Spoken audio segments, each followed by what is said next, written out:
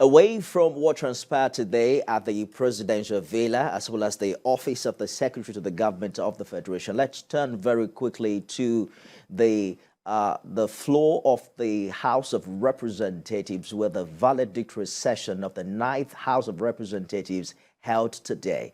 In attendance at that ceremony were former presiding and principal officers of the House of Representatives, as well as former clerks. In his remarks, the outgoing Speaker, Femi Gbajabiamila, commended his colleagues for their tenacity in the last 4 years. He said the Ninth House, under his watch, broke the ceiling with its landmark achievements, passing 510 out of 2,232 bills introduced in its 4-year tenure. Over the last 4 years, this House of Representatives has worked to ensure that our country can overcome those challenges and take advantage of the moment to achieve economic, social, and political transformations that benefit all of the Nigerian people. We elevated the debates in the House of Representatives and made this chamber the arena for informed exchange about Nigeria's future and the welfare of our nation's people. We have left our mark in every sector of our national life and positively impacted people's lives across our country. Femi Gbajabiamila, you can call him the incoming Chief of Staff to President Tinubu. Let's speak very quickly now to Chairman House Committee on Treaties and Protocols, as well as agreements for the Ninth House of Representatives, Nicholas Osai. Thank you for joining us on the first 100 days. It must really be an emotional day for you and your colleagues. You have been in the House for quite a number of years.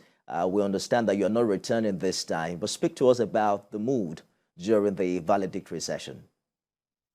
Yeah, I think it's a really interesting moment. I haven't seen you in the chamber over a long time, 12 years now, and leaving the chamber when some of your colleagues are still around. It gives you a certain level of memories. Just like what the speaker said, this night assembly has been highly impactful in terms of its productivity index. And I believe that we have passed a very landmark legislation in this night assembly, among which of them have to in terms of energy and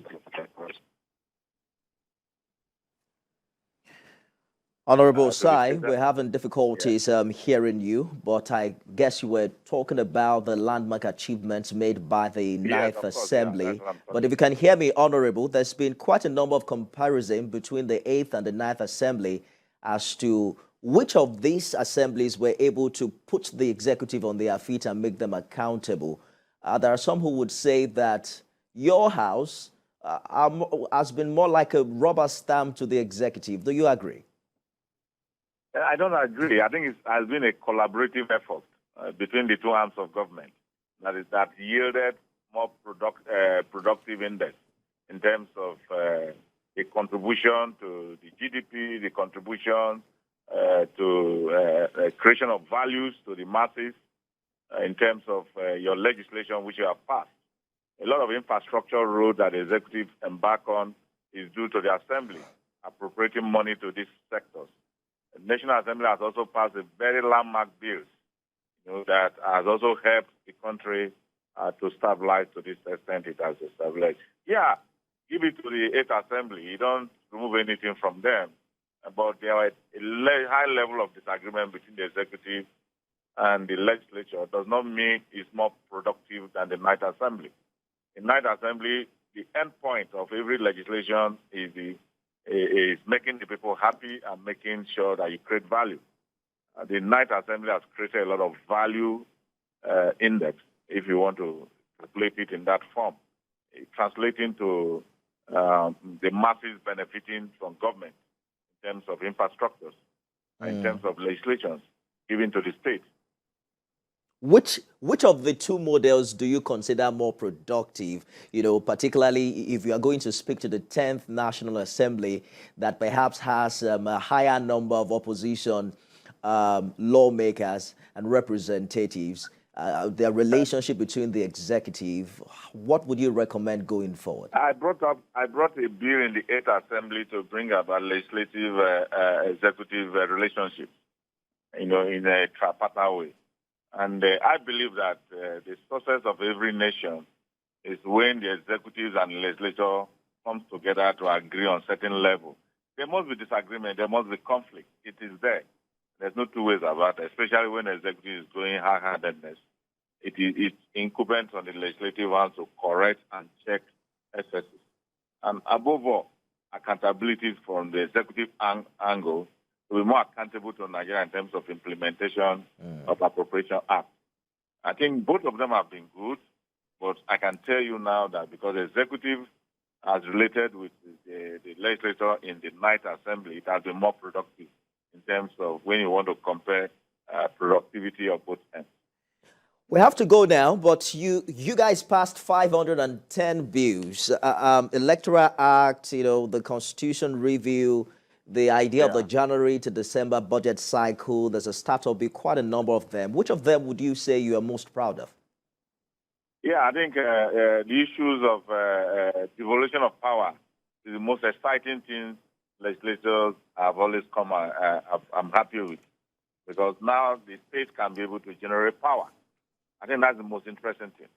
The state can generate power and make sure that, and when power energy is given to the masses, it causes a lot of multiplier effect because it has a lot of functions in any development when you come to development and debt. Absolutely. So I believe that the Ninth Assembly has done the needful in terms of that legislation. And because the executive relates with the Ninth Assembly, the executive was able to sign off that law. I'm afraid that's our time, Honorable. Your party didn't allow you return. What's next for you now? You see, this is about 20-something years in the legislature. There's nothing I've not seen. I've gotten a PhD in that level, and I am a consultant to any person who feels my contribution can help going. Of course. I think the National Assembly knows that, and that's why the National Assembly took me as one of the resource persons during the induction, to be able to deliver papers on such areas. So I believe I'm open to relate with National Assembly. I'm open to relate with the executive. My job now is in consultancy. So if your